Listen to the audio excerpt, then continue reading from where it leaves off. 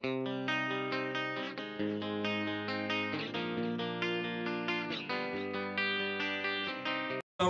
warahmatullahi wabarakatuh. Bagaimana kabar teman-teman semua? Semoga kalian selalu baik-baik saja. Semoga kalian selalu diberikan kesehatan, kemudahan dalam segala urusan kalian. Dan semoga apa yang kalian kerjakan hari ini berjalan dengan lancar, aman, terkendali. Amin ya rabbal alamin.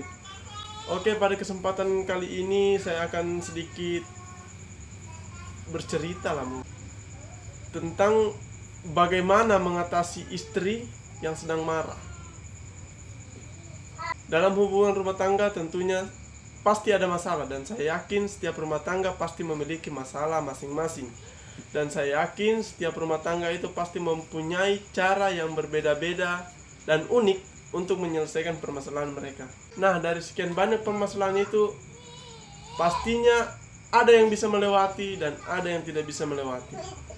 Dan semoga teman-teman yang nonton video ini selalu bisa melewati segala permasalahan rumah tangga kalian, selalu bisa menyelesaikan segala permasalahan yang ada dalam rumah tangga kalian. Nah, untuk kesempatan kali ini, sesuai dengan judul yang saya bilang tadi, bahwa bagaimana cara mengatasi istri yang sedang marah. Saya punya dua cara untuk mengatasi istri yang sedang marah atau yang sedang emosi. Untuk mengatasi hal tersebut, kalau saya sendiri, yang pertama yang saya lakukan, kalau istri sedang marah atau saya sedang dicueki, ya saya diam saja. Saya diam, saya biarkan. Kalau dia marah, saya biarkan dia marah. Terserah dia mau kayang kah, kepalanya di atas, kakinya di bawah, atau kepalanya di bawah, kakinya di atas, atau dia mau marah sambil kayang, ya terserah dia. Saya tidak gubris. Saya main game, saya duduk santai, atau saya baring-baring. Segala hal saya lakukan agar emosi saya tidak terpancing, emosi saya tidak keluar.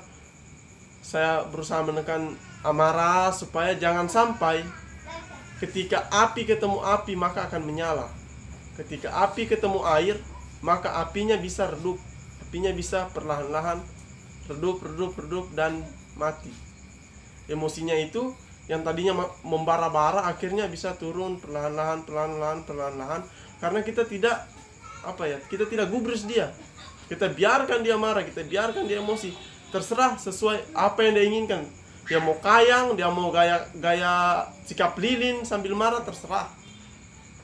Yang penting jangan kita lawan. Nah, yang kedua, kalau misalnya dirasa emosi mulai naik, kepala mulai pusing, yang kedua yang harus kalian lakukan, keluar meninggalkan rumah.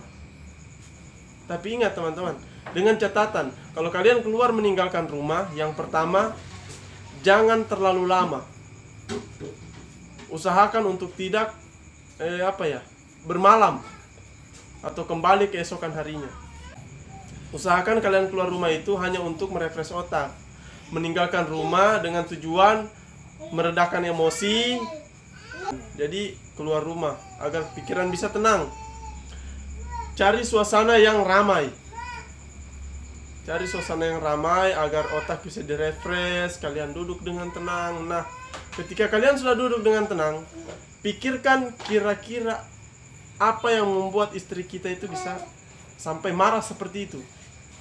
Karena tidak mungkin istri kita emosi atau marah seperti itu kalau misal tidak ada kesalahan pada diri kita atau pada tingkah laku kita.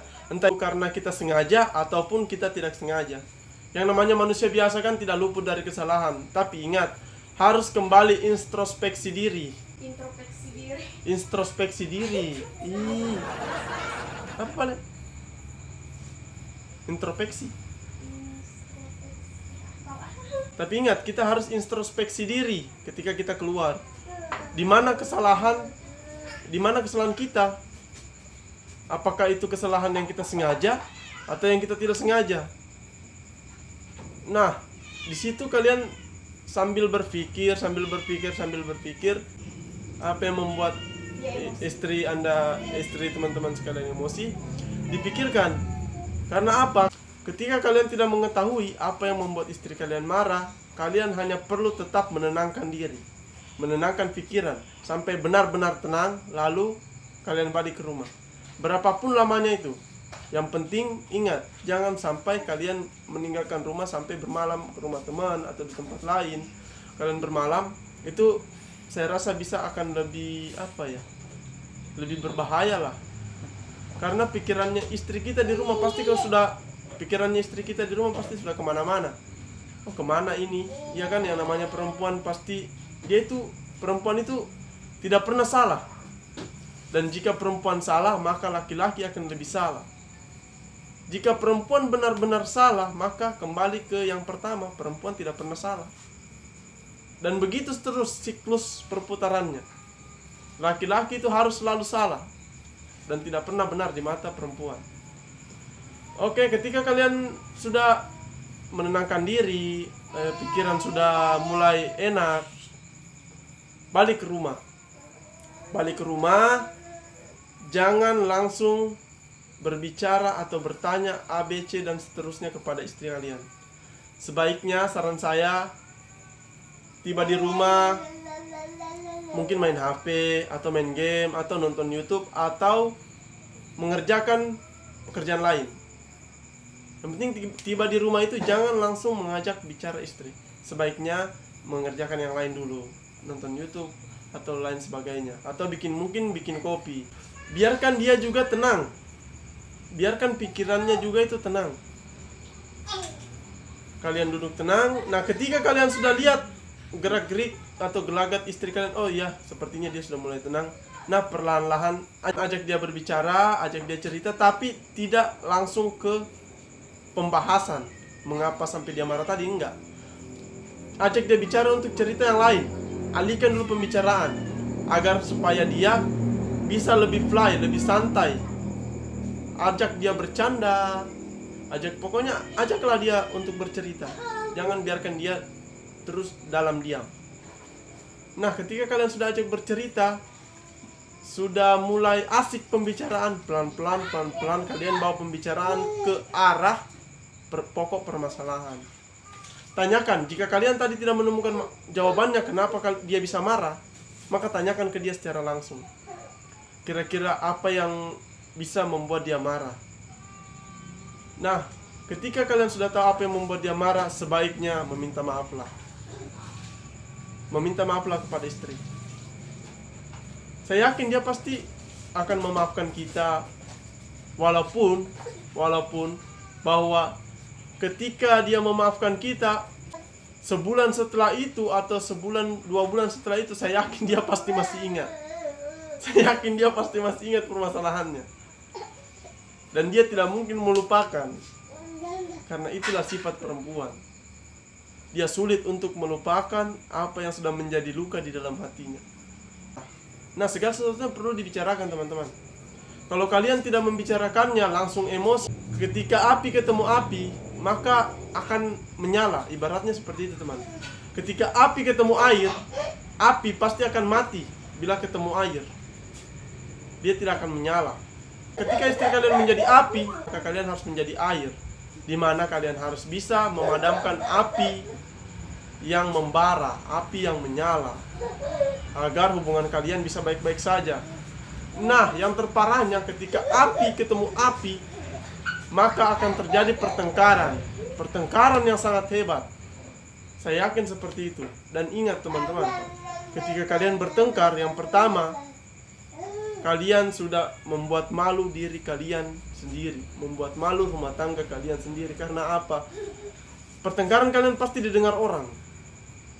Saya yakin pasti didengar orang. Apalagi ketika rumah kalian itu berdempet-dempetan seperti di BTN, begitu kalian tinggal, saya yakin pasti akan didengar orang. Dan apakah kalian tidak malu ketika hal itu terjadi? Permasalahan kalian ditahu oleh orang lain? Sekalipun kalian sama-sama emosi, sebaiknya jangan sampai bertengkar hebat. Terlebih lagi ketika kalian sudah punya anak. Jangan sampai bertengkar hebat di dalam rumah ketika anak sedang ada. Oke? Itulah 2 cara yang saya lakukan ketika istriku sedang marah. Itu 2 cara yang sering saya lakukan ketika istriku sedang marah. Tapi ada satu cara lagi yang saya tidak pernah lakukan sih kayaknya. Saya tidak pernah lakukan, tapi menurut saran dari teman itu lebih manjur. Hanya dibutuhkan kehati-hatian dan dibutuhkan kalian itu harus mesti tahu betul, paham betul istri kalian itu seperti apa. Caranya begini, ketika istri kalian marah, maka usahakan kalian lebih marah. Emosi kalian lebih sedikit di atas dia. Tapi ingat, jangan sampai terlalu keras, suara itu terlalu keras keluar. Karena seperti yang saya bilang tadi, malu dengan tetangga ketika didengar kalian sedang bertengkar hanya karena masalah rumah tangga kalian. Dan saya yakin masalah itu pasti hanya masalah sepele. Semoga segala masalah kalian yang ada dalam rumah tangga kalian itu bisa kalian selesaikan. Dan ingat, ketika terjadi masalah dalam rumah tangga kalian, sebaiknya duduk bersama mencari solusi, bukan mencari teman curhat atau orang ketiga. Duduk bersama berdua mencari solusi, jangan mencari teman curhat. Karena bisa jadi ketika kalian mencari teman curhat, tidak menutup kemungkinan bahwa 60% itu akan berdampak buruk pada hubungan kalian. Ketika kalian duduk bersama berdua menyelesaikan permasalahan kalian, saya yakin itu bisa selesai 100%. Saya yakin seperti itu. Semoga hubungan rumah tangga kalian selalu berjalan dengan baik, selalu berjalan dengan lancar. Dan ingat teman-teman, hindari KDRT. Semoga video ini bermanfaat untuk teman-teman sekalian. Untuk teman-teman yang sudah mampir, terima kasih banyak. Saya ucapkan terima kasih banyak. Untuk teman-teman yang sudah subscribe, yang sudah like, komen, yang sudah share, terima kasih banyak. Terus dukung channel ini dengan cara like, subscribe, comment, and share. Berikan masukan-masukan kepada kami agar video kami terus berkembang menjadi video yang lebih baik, dan lebih baik lagi. Oke, terima kasih banyak. Billahi taufiq wal hidayah. Wassalamualaikum warahmatullahi wabarakatuh. See you the next video.